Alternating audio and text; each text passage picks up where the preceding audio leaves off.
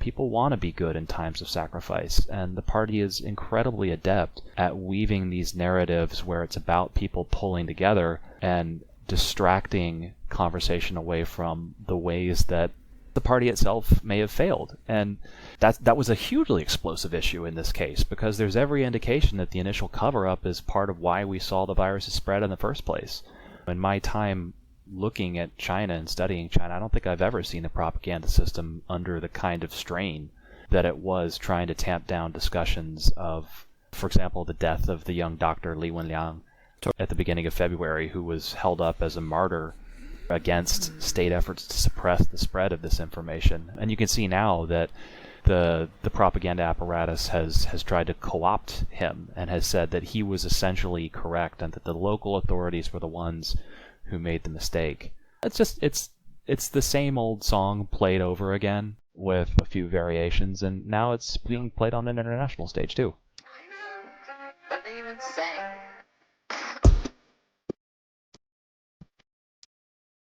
Matt Schrader, welcome to China Talk. Hey, good to be here. So how are you holding up? Old fashions are great. I did just order $30 of tea online, which I think is going to cheer me up. I never really got baicha. Like, I've definitely had it. Is baicha called white tea in English? I don't even know. I have the transition. So I read something somewhere that apparently the CCP is very upset that tofu is spelled uniformly around the world in the Japanese way, like tofu, Tofu, as opposed to the more like closer to pinyin one. Yeah. So, once they're done talking about coronavirus conspiracy theories, maybe we'll get back to the real meat of where the battle for global hearts and minds is being waged. That was an amazing transition. This is why you're a professional. Professional? I don't think I've had an ad on this show in like 4 months. But anyways. The lawfare people are getting every penny's worth. I will say, though, the past few months have seen an uptick in my Patreon subscribers. So I just want to shout out a few of them very briefly. Nicola, Yannick, Robert, Miranda, Stuart, Jan, Albert, Eric, Judith, Joy, and Nick. You guys are all awesome and the best. And I'm I'm looking at the list here. There's one down at the Bosilai.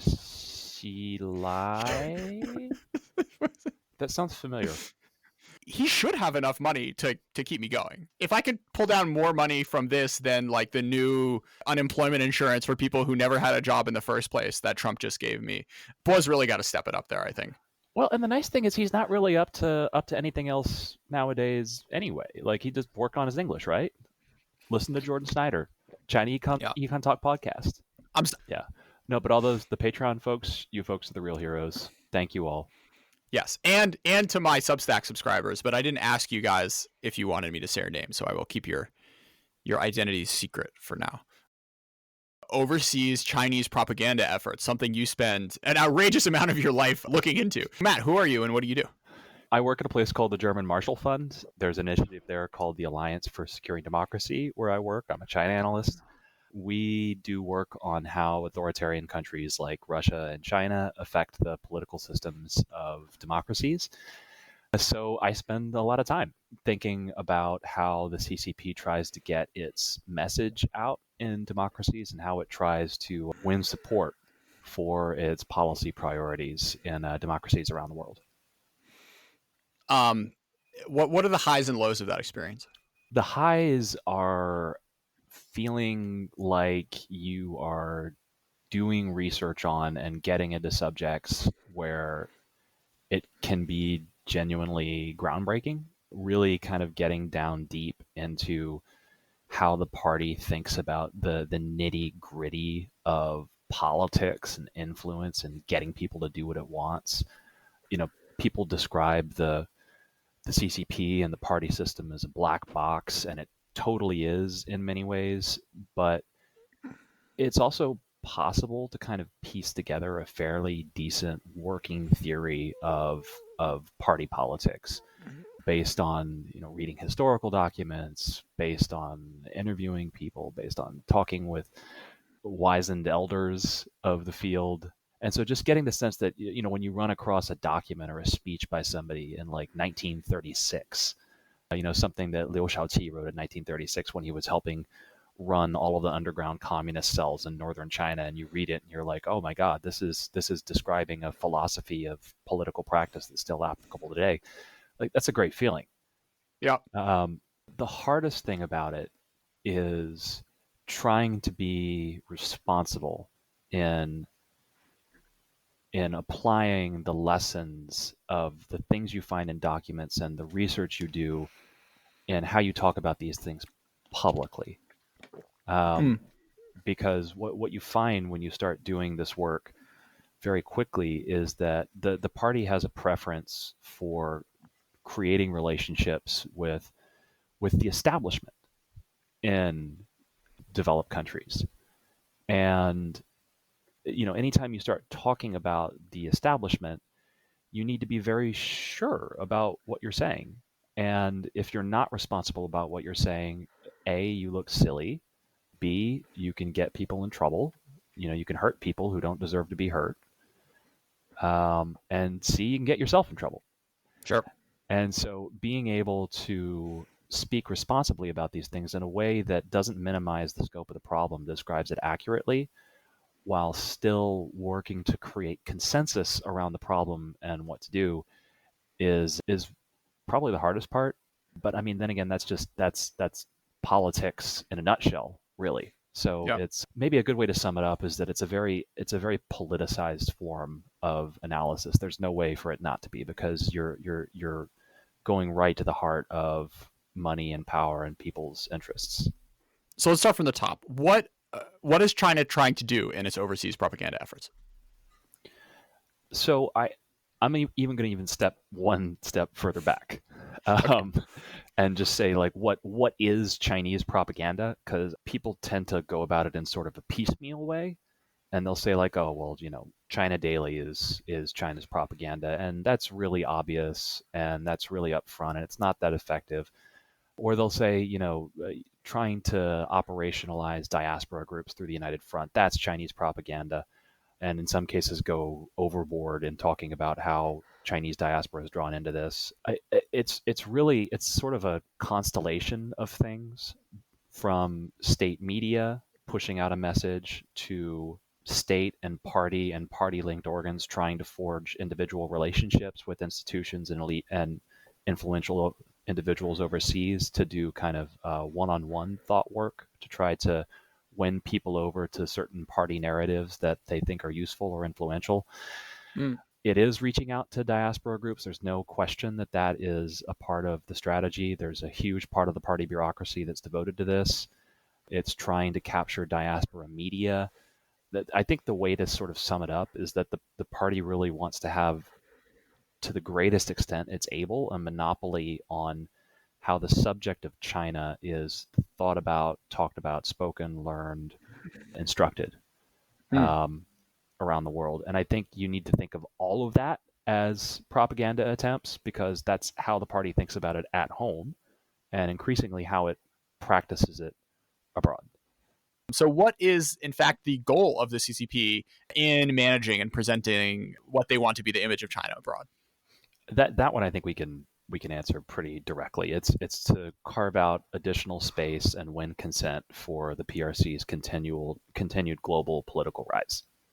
Sure. And it's everything that hooks into that agenda. So it's making sure that the PRC is able to retain access to high technology and to technological and scientific exchanges. It's trying to project an image as a benign, responsible member of the global order, and any one of another, 10 other things that you and I could list off of. But it's at its core, it's about making sure that China continues to rise more or less unimpeded and hopefully peacefully.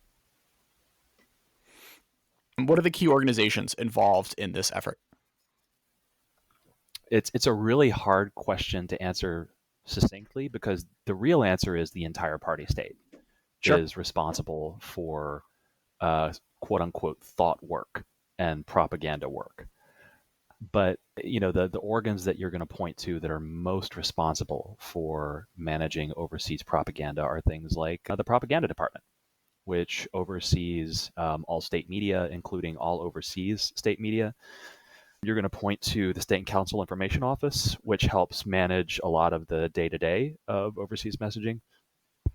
You are going to point at the United Front Work Department, whose job is to ensure to the greatest extent possible, and that caveat's important because the party doesn't always succeed, and in many cases doesn't succeed at all in what it wants to do, but to the greatest extent possible, extend party control and win consent for the party's priorities among the parts of PRC society that aren't the party. So, private companies, universities, overseas diaspora, intellectuals, like these are actual sub-bureaus of the United Front Work Department. They're just named like that.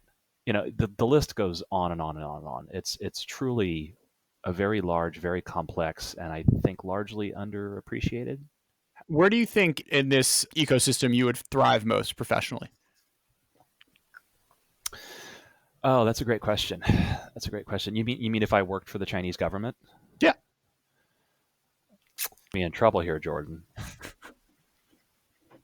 Where would I thrive? I don't think I'd do very well in the Chinese government because it's so much of professional advancement is about rote repetition of what the people above you say and sort of, pai ma pi, kissing the horse's ass, so to speak, kissing up to the people above you. And I'm just thankful I don't exist in a workplace where my bosses have the personalities where they need those sorts of things, because I don't think I could handle that. I probably would last about a day and a half in the Chinese government. So Matt, do you want to? Can we assign letter? Well, I know that all American universities now are going away from letter grades for coronavirus time, but I don't think we should let up on our grading of the CCP propaganda organ bureaus. So we're not doing pass fail. We're doing A to F here. Matt, what do you think? What do you think the United Front et al. Deserve for their performance over the past 5-10 years? Wow, this is a really interesting way of doing this. So I'm going to cop out, and I'm going to give the United Front Work Department an incomplete. Boo! No, for the grade. That's a legitimate grade. I can do that. And I think the reason for that is that we really don't understand very well how the United Front Work Department's work manifests itself in the behavior of, for example, Chinese corporations overseas. I honestly think we really don't know enough to be able to give them a letter grade one way or the other. Okay. I think there's still a lot of work left to be done there. And how about just like, I don't know, CGTN, People's Daily English, Global Times? Do you think they're being the best version of themselves? Oh man, 10 years ago they would have been F, F, F, F, and F. I think now they're probably up to about a C. Okay. They're getting a little bit kind of zippier in their content presentation. Some of it, they're hiring on some polemicists and propagandists who actually have some genuine flair for kind of stirring things up and inserting themselves into the discourse. Yeah. They're increasingly adopting some of the tactics you see Russia Today doing that have been a little bit more effective in how they affect certain parts of the Western infosphere. So I think they're probably up to a C at this point collectively. Okay. So what do you think is keeping these organs from reaching the heights that Russia has been able to achieve over the past few years? There's a couple things. First of it is that I don't think you can ask the question in isolation just about like CGTN or People's Daily or China Daily. I think you have to ask about the effectiveness of Chinese propaganda as a whole overseas. Because I don't think those organs have been effective as Russia Today, but I think Chinese propaganda as a whole has been pretty effective in instilling in large parts of the global conversation a perception of China as, that its rise is inevitable and unstoppable, that it's essentially peaceful and benevolent, that it is a rising technological and business behemoth. It's not necessarily that any of these things are untrue, but they also just airbrush out all of the unflattering parts of the China story that the party would rather people not know or talk about or be part of the image of China globally. Yeah. And so it's, like how many people globally know about the hukou system and that they're like half the country is permanently dispossessed from healthcare and schooling, and has more or less formed a permanent semi-rural underclass. Like Yep. that's not well appreciated globally. And I think to that extent, the party's propaganda has been very effective. Yeah, it's interesting because on the one hand, like it makes what Russia is doing almost more impressive, because I feel like there's like this CGTN is selling a fundamentally like more attractive product than Putin's Russia, which like doesn't really have a lot going for it. But it almost seems like when I watch CGTN, like there is so much focused on you, as on you said, Matt, of like putting China in this positive light and like showing all these like happy people and whatnot, as opposed to Russia Today, which is like just pretty content to stir up shit. Yeah, right. You were pointing out the thing about telling a positive story. Something that's really interesting that I think that points to is how China's external propaganda really resembles the internal propaganda, and that those themes have like really come out strongly during the coronavirus thing, where people joke about it in China that the evening news, the first 10 minutes is look how busy our nation's leaders are. Second 10 minutes is look how happy our nation's citizens are. Last 10 minutes are look at how crazy the rest of the world is. Yeah. And that's literally been the message in a nutshell of PRC state media externally. The organs that are directed at Italy or Spain or any other foreigners. That's basically been what their message has been during the coronavirus. It's been, look at how hard we're working for you. Look at how good a job we've done tamping down the infections inside of China. And look at how crazy everything else is all over the world. We've recorded 20 minutes. We probably have like 14. Okay. Anyways, whatever. It's not. Oh, no, I haven't read this, but wait, let me guess. The assessments is like it, may be a little bit more effective, but it will be limited by its state association. So Matt, I hear you have a bit of personal experience in this world. Yeah, no, I worked at the Global Times for, I forget if it's 7, 8, 9 months. I forget the exact number, but worked there for a bit when the company I worked at prior to coming back to the States, SmartAir, when we were trying to get SmartAir up and running, and I needed a little bit of outside income, so I doubled up working for the Global Times for a bit. What stuck out to you about the experience? Well, I left after I edited a story about how a Uyghur academic named Ilham Tohti was an enemy of the state and deserved what he was getting when he was being sentenced to prison.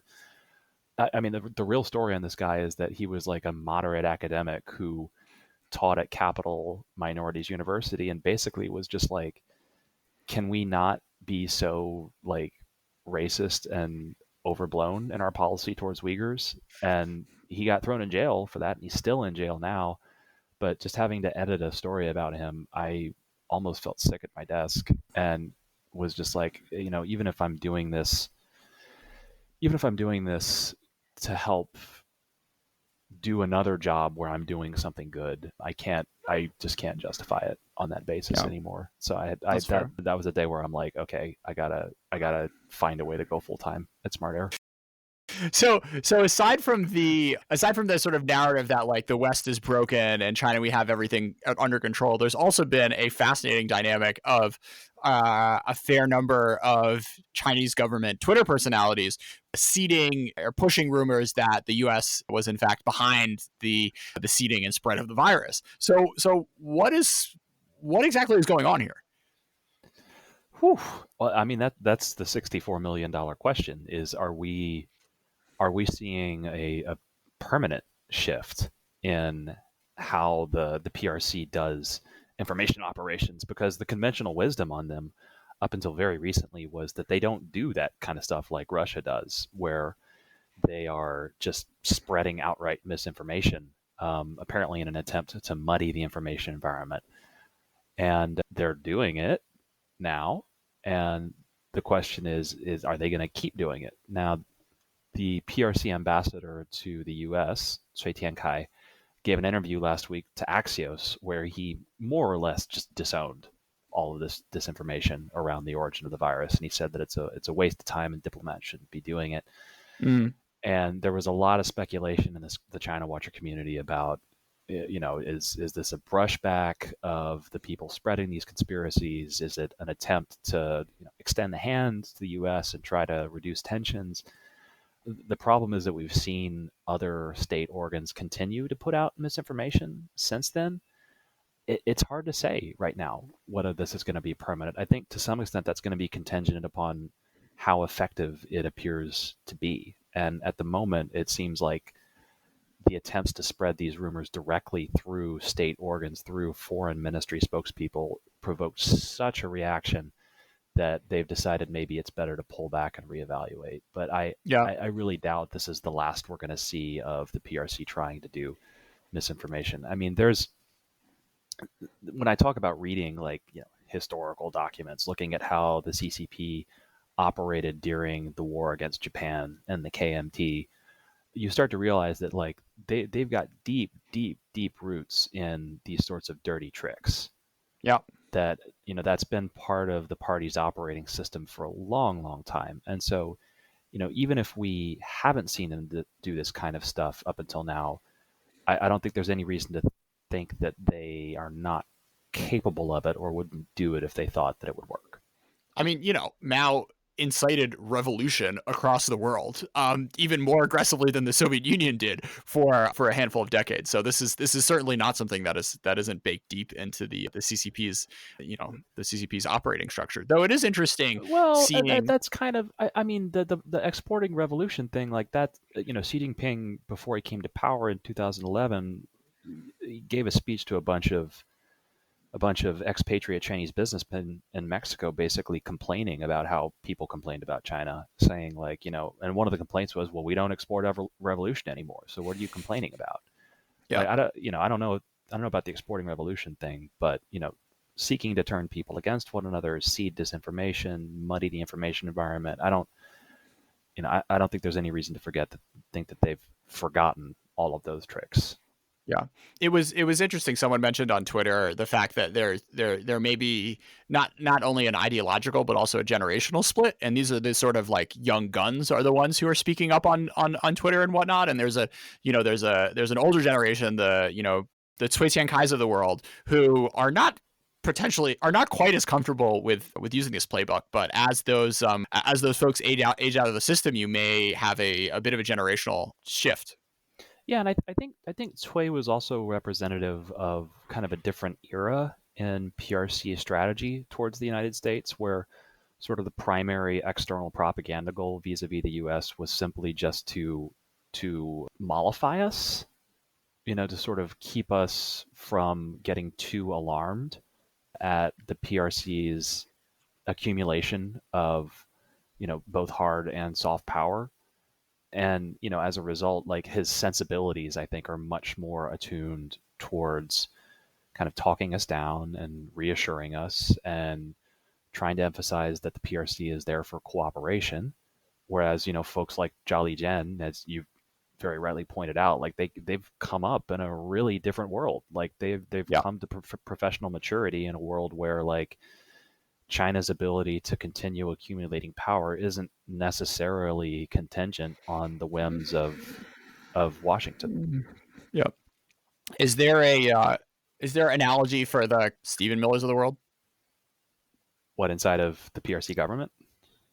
Well, I mean just in that like a generation gap, raised on Fox News, more comfortable of just not speaking the truth. Oh, it's an interesting analogy. I hadn't thought of it that way. So Matt, how does the propaganda push around coronavirus compare to past ways that the CCP has tried to manage natural disasters?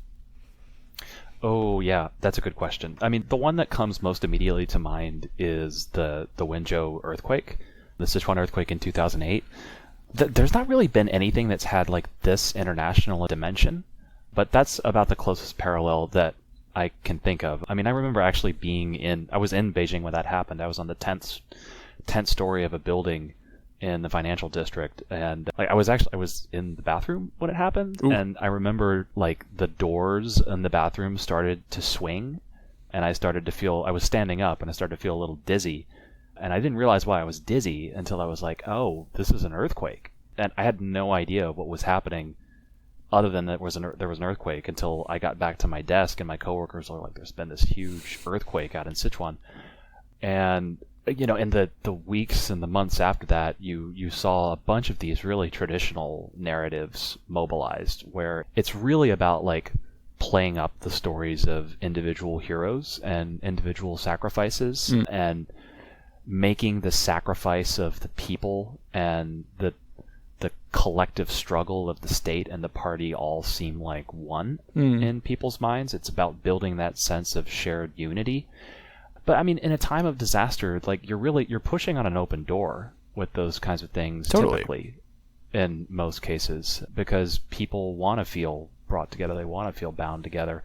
I mean, I remember a year after that, on the date, the exact date of the earthquake, I was still working at the same place, and we all took off work. We all came down to the bottom of the building. Everybody in the big office building, everybody stood outside in front of the building, and we all stood there for, I can't remember how many minutes it was now, 4 or 5 minutes of silence, the duration of the earthquake, while air raid sirens went off. And everybody in every building all up and down Financial Street was doing this all together. And I mean, a sense of shared sacrifice is an immensely powerful tool.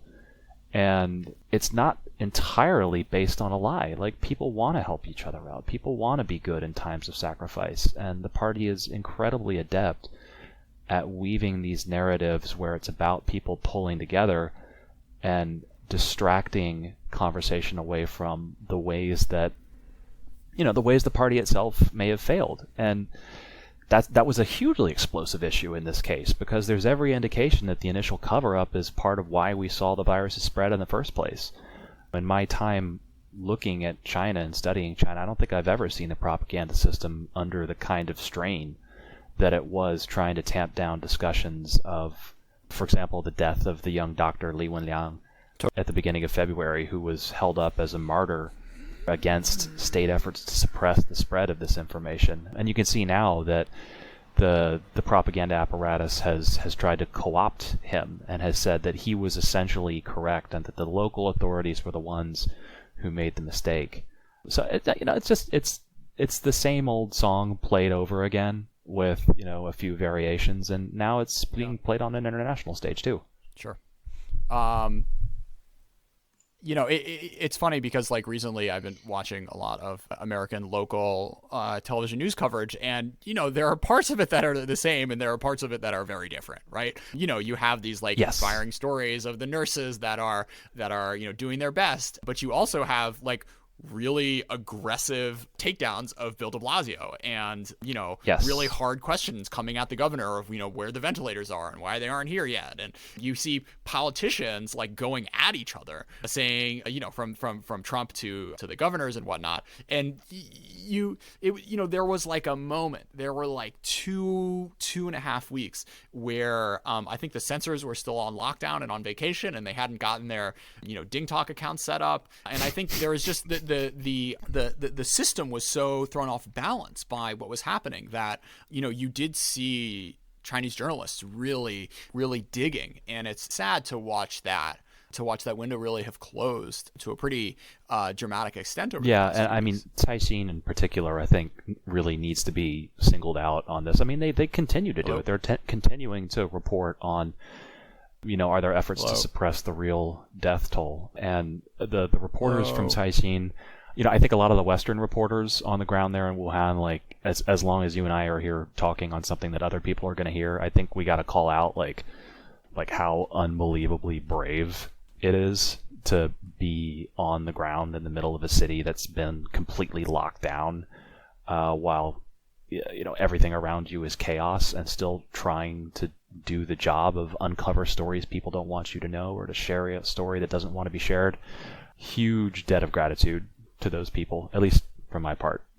So, Matt, you've written a bit about how Huawei gets amplified by CCP propaganda. You want to talk a little bit about how that worked between the government and nominally private entities? Yeah, that's a really interesting question, and I don't think it's one that has gotten enough study yet. So if you look at the themes that Huawei puts out in its propaganda, they largely accord with a lot of the same messages that PRC state propaganda puts out. The one you see the most is the theme of cooperation, that Huawei is here to cooperate. Huawei is here to provide countries with public goods. Huawei is here to make your life better. Now, I mean, that's pretty normal for a company, but I think to some extent that kind of speaks to the sophistication of the external messaging that the party state itself does.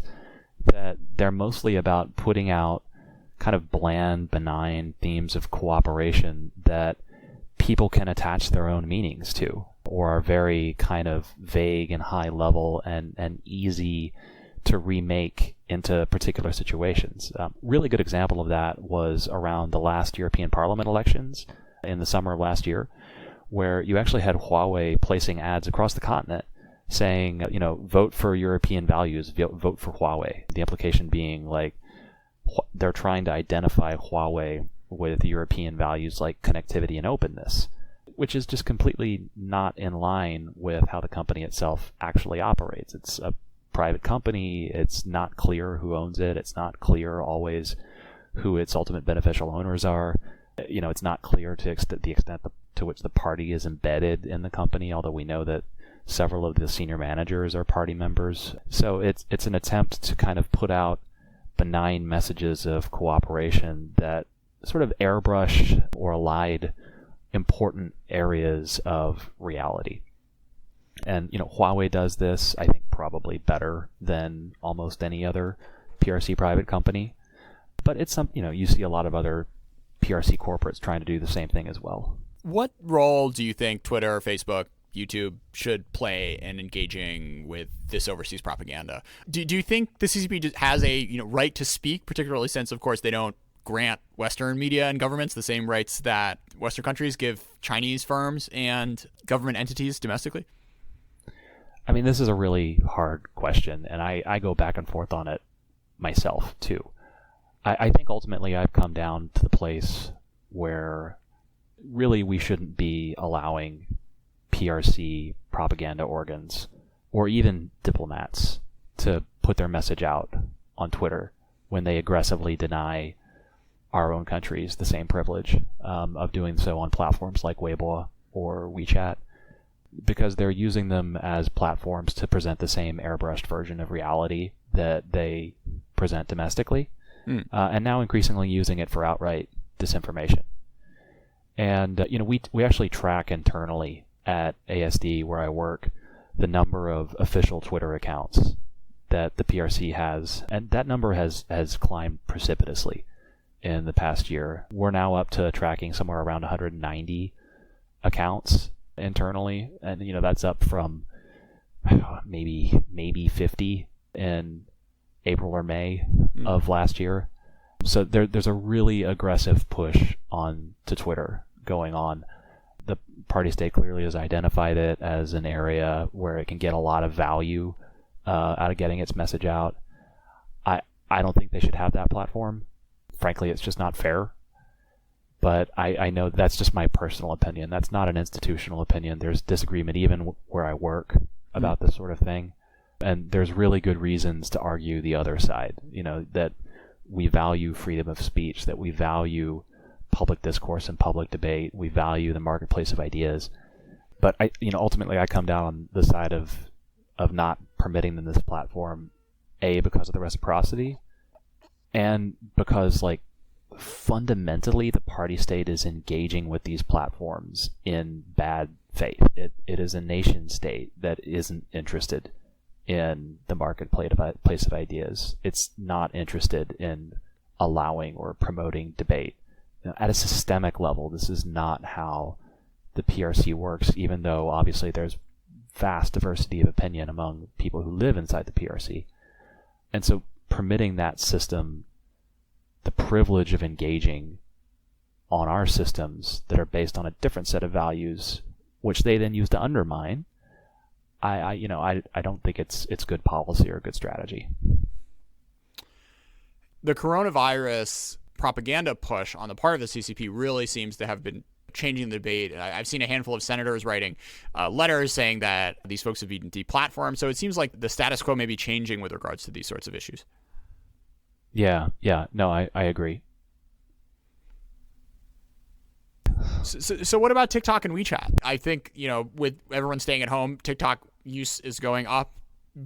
A lot of people who don't listen to this podcast don't necessarily understand just how big a role WeChat plays in, ethnic Chinese life across the world. So what is happening on these platforms, which may or may not be concerning, and what do you think governments around, democracies around the world should be considering when thinking about these platforms? Well, I mean, I think there's a different set of concerns around those two platforms because they speak to very different communities inside of democratic countries. I mean, with WeChat, you're talking about mostly folks in the Chinese diaspora, but those folks are, they're existing within kind of a walled garden of information where the party gets to kind of pick and choose and curate which narratives make it onto their screens. Obviously there's limits to the party's control. I think people tend to kind of blow out of proportion the panopticon aspect of the party state sometimes. I mean, when you actually live in China, it can be sort of weird, the disconnect between how loose the control feels and stories about tight control in Western media. But the reality of how it actually functions is that narratives the party really doesn't want appearing on these things don't appear. And that can really skew the information that folks inside of democracies who rely on this receive. And the censorship there is very aggressive. TikTok is different in that it's directed at everybody in the United States. Anybody with a cell phone can be on TikTok. You don't have to speak Chinese to use the platform. The concern. My little with brother TikTok, just though, wanted to make a TikTok with me this morning. Well, I mean, if you guys are both decently good looking, there's a good chance that TikTok's algorithms will make sure that you get out there. What I think is really interesting about, or one of the many things I find fascinating about TikTok, is it seems that there, this isn't necessarily like a CCP propaganda thing, but there are different values. I think whether it's from living in a one-party state, whether it's just from, China versus the West, that seem to be embedded in what is in some of the moderation guidelines that have leaked out about how TikTok is regulating its own platform. Yeah, no, that's a good point, and I don't know if I necessarily disagree or necessarily agree with the assertion that there's no like direct party state propaganda stuff going on, but that's sort of a separate thing. The thing you're talking about is algorithms that automatically promote people who are good looking and don't promote people who are, the algorithm determines are not good looking, who it determines are overweight, because the algorithm has decided that's what's going to get more eyeballs. And like that's very much around like norms within the tech space in China, compared with norms in the tech space here in the US. I think in China in the tech space there's much less hesitation like to do literally anything and everything to optimize your product to the greatest extent possible, and there's less asking like, how is this going to affect people, or how might this marginalize people? I will say though that 95% of the YouTube videos that show up on my feed have above average looking people on it. So, I think you there's say like YouTube, you meant TikTok or YouTube? Oh, on YouTube. So so you're saying it's kind of the same thing, right? Well, I feel like yes, I'm not 100% sold on it. I don't think any Western company would have a document saying we're not pushing old and disabled people's videos. However, I think that like there's just something about like the nature of virality, and a lot of Western social media platforms have bought into it, which is this is what drives growth. And the videos that happen to drive growth are sort of the same all around the world. So it may be nudging in one way or the other, but like I think there's like something just intrinsic to the essence of growth, consumer-facing social media companies that want to get really big, really fast, and surface the most viral content. There's totally, I'm obviously not an expert on social media algorithms, but there's obviously a social bias towards people who are better looking that probably accounts for a lot of what you're seeing with YouTube. but I honestly would really doubt if YouTube had like purposely optimized its algorithm to promote better looking people over those that the algorithm considers not. And I think that's kind of the big difference there, that it's baked into the tech on the TikTok side.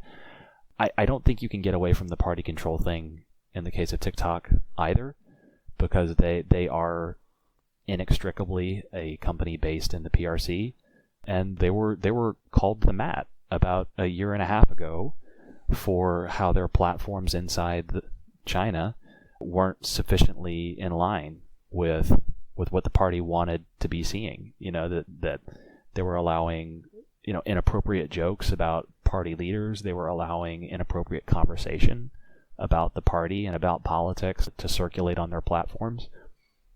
And they got called to the mat. One of their most popular apps got just taken down. People couldn't use it anymore. Some of their other popular apps got suspended for a brief period. And the guy, Zhang Xiaoming, the guy who runs ByteDance, TikTok's parent company, ended up releasing this really almost groveling letter at like 3 or 4 in the morning, where filled with CCP buzzwords. He's promising to do a better job instilling the 4 consciousnesses, which if I explain would probably put your audience to sleep. But it's to use an American analogy, it's basically like if a corporate CEO here filled his letter with "We're going to make America great again" over and over and over again. Yeah. And included like the typos too. Yeah. But it's basically a sign of ByteDance is really working hard in its PR efforts to try to spin itself as we're an international company, and we're going to separate the moderation in the United States from the moderation in China, and we're going to work hard to educate people about our moderation practices here in the US. But the ultimate reality of it is the company's based in China. Its senior officers are all Chinese, and they ultimately answer to the party. And that makes them a potential vector for party influence. Let's talk about tech and racial profiling, particularly in the U.S. So you wrote a piece recently with Peter Mattis talking about the right and wrong way to look at the espionage threat from China. What's the way to, as you write, thread the needle and counter China's determined norm-busting technology drive without creating a new wave of racial stigma? Well, I think this is actually a larger question about, it's not just the technology drive. It's really the larger question of how do we counter PRC influence or interference or whatever you want to call it in general. The thing that's really, really hard to do is make clear that there's an aggressive, revanchist power, the CCP, that wants to rewrite the rules of the global order and wants to put itself at the center of it, and is aggressively, actively accumulating power towards this end, and is fundamentally hostile to democratic norms that most democracies think are important. Now you got that on the one hand, and trying to drive home to people the urgency of trying to inoculate some of our political systems against the effects of this rise. But on the other hand, also making clear to people that in the vast majority of cases, that has nothing to do with regular Chinese people and their societies, or people in the Chinese diaspora and their societies. That you're talking about people who, just want better lives for their kids and for their families. And I think that where Peter and I came down on that, ultimately, the way you thread that needle is your burden of proof for saying, oh, somebody's working with the CCP. Somebody's an agent in the CCP, or they're infiltrating someplace. The burden of proof for using language like that, it has to be incredibly high. You have to have really good, solid proof. You can't insinuate, because doing that kind of thing publicly gives permission for people who may not understand the party system very well to be really irresponsible in how they throw those sorts of epithets around. And that can hurt people, and that can destroy lives. And it sets a bad example for folks who do enforcement and who do things related to the enforcement centers of the U.S. government, who aren't necessarily China experts. It can point them in the wrong direction. and get their heads in the wrong place. And so I think people who work on these issues need to be really measured and really responsible in how they characterize influence. And I think by and large a big component of that is directing the lens of your analysis away from regular Chinese people and towards the interactions of people with, frankly, with money and power, towards their interactions with the party state system, towards people who have a lot to gain from those interactions, who have business interests they're trying to promote or clients they're trying to cultivate. And once you start looking at it through that lens, like that's a lens that has really nothing to do with ethnicity. Do you have an Elon Musk riff?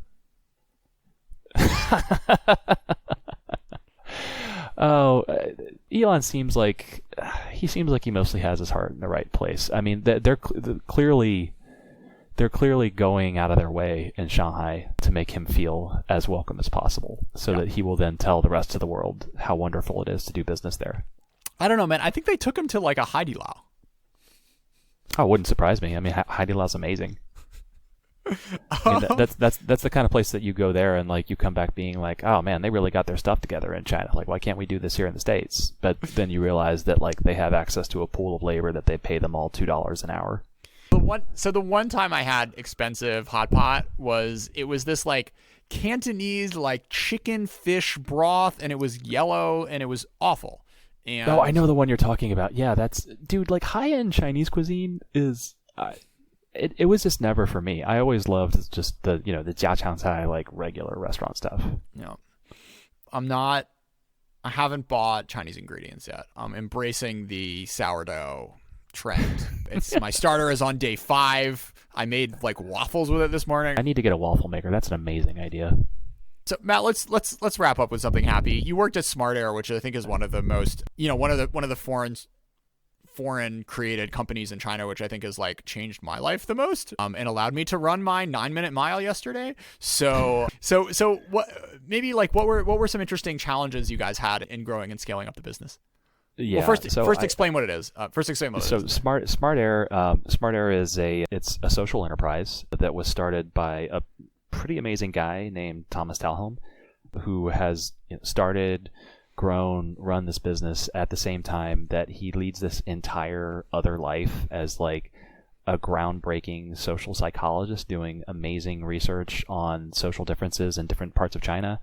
He's a professor at the Booth School now at University of Chicago, and I like all the credit for this goes to him. I came in after the company was started. I was there for about a year and a half. The growth of the company, its success is all down to Thomas and the team he's assembled around him. But it was great to get to be there for a little bit. So SmartAir, basically the main thing is making do-it-yourself air purifiers, which sounds insane. But once you realize like that an air purifier at its core is literally just like a fan that forces air through a filter, and that's really like all even the highest end air purifiers are, then you really can like make your own air purifier just by strapping a HEPA filter to a fan. And so like that's what Thomas did, and he tested it, and it was like, man, this really works. Like it's gotten rid of almost all the pollution in my room. And he ended up making it a business and just sourcing literal like tabletop fans from a supplier in China, and finding a decent HEPA filter sourcer, which is more difficult than you would expect. And there's tons of stories even behind that one little thing. But just sourcing those two things, and you strap them together and you turn them on. Let's get a HEPA filter supplier story. Oh, dude. I mean, so the thing that was really crazy, it was sort of like, we're not in Kansas anymore for me, was like seeing how, so like SmartAir was like never that big a company. Like I think, the turnover the last month I was there was like very low 6 figures US. And that was like at a peak of like smog inside of Beijing, when sales just go crazy. But getting on like Taobao, Alibaba's sort of Amazon shop, getting on there and seeing how even for this like really tiny company that hadn't generated that much media interest, like how many people were trying to sell like fake SmartAir stuff on Taobao Jesus. was amazing. Like there were page after page after page of people selling filters where they basically, like, the graphic of the filter was like the text in it said, SmartAir is trying to cheat you. They're making profits hand over fist. Buy our filter instead.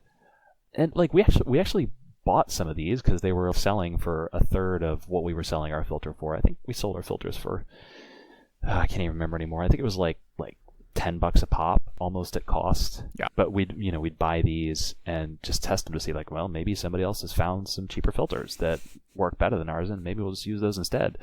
And they were always crap. Yeah. Like they were always just really, really bad. And so it was people basically like either pretending to be us and selling crap that didn't work, or trying to undercut us by saying that we were a bunch of lying, cheating thieves and then selling crap that didn't work. But I mean, it was crazy. We were always selling basically cost plus, like, very low labor costs that we were paying ourselves. Because I mean, it's social enterprise, right? Like the whole point is you're actually trying to do something good in the world with a commercial mechanism. So, I mean, Thomas, those guys, they're amazing. It was a real privilege to be involved with them for a little bit. And lastly, any Chinese literature recommendations, either in translation or in the Mandarin, for those daring enough? I mean, you honestly, you can't go wrong with Moyan. Red Sorghum is his classic novel, and it was made into, Zhang Yimou's classic film with Gong Li later on. But like the novel's really, really good. It's almost I didn't know a lot about it going in because I didn't bother to read up on it. I just wanted to sort of have the pure experience. And it's got these really wonderful, like, magical realism elements and time shifting and unreliable narrators. Like, Moyan's really busting out all the tricks in this kind of bawdy, action-filled, vivid story. So it's once you read something like that, you're like, oh yeah, like, there's a reason they gave this guy a Nobel Prize. He's really good at what he does. And maybe finally your coronavirus game of choice, Matt. For the record, China Talk has its own Discord channel now. I will be putting a link in the show notes for all those stuck at home looking to bond. I think we might be starting a Warhammer Online guild. Oh boy, I don't think I need another chat room to waste my time. But I mean, the game of choice is Overwatch. I actually don't even really play anything else. I just, at the end of the day, I want something that's just like completely mindless, and it's like,